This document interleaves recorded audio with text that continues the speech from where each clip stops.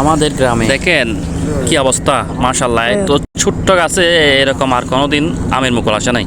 এই যে হাতে ধরতে পারতেছি দাঁড়িয়ে, একটা ছোট ছেলেও ধরতে পারবে। দেখেন ছোট্ট একটা গাছ কিভাবে মুকুল আসছে এই বছর, এটা রেকর্ড। আমরা ছোট থেকে এভাবে দেখি না, এটা ছোট ছোট গাছে মুকুল আসতে, অর্থাৎ আমাদের গ্রামাঞ্চলে সচরাচর এটা দেখি না। এই যে দেখেন আমাদের প্রত্যেকটা ছোট ছোট গাছে, এই যে গাছটি ধরতেছি অনেক ছোট, ওটাতেও দেখেন কি সুন্দর মুকুল চলে আসছে প্রচুর। এটা আল্লাহর রহমতে বছর ছোট ছোট গাছে, আমাদের এই গাছগুলোতেও আর কখনো আসে নাই, বড়গুলো তো আসতো।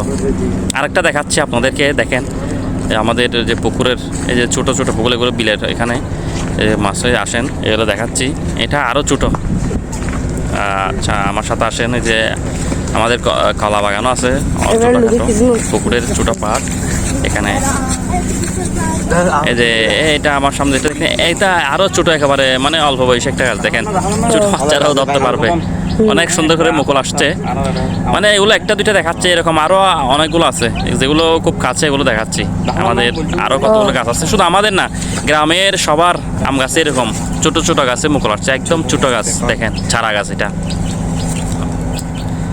এবার প্রায় গাছে এরকম হয়েছে। আসলে গ্রামের প্রত্যেকটা গাছে এবার ভরপুর আমের মুকুল, মানে আম ধরার আগেই আমের মুকুলের বারে ডালগুলো যেন ভেঙে যাবে এভাবে, মাশাআল্লাহ।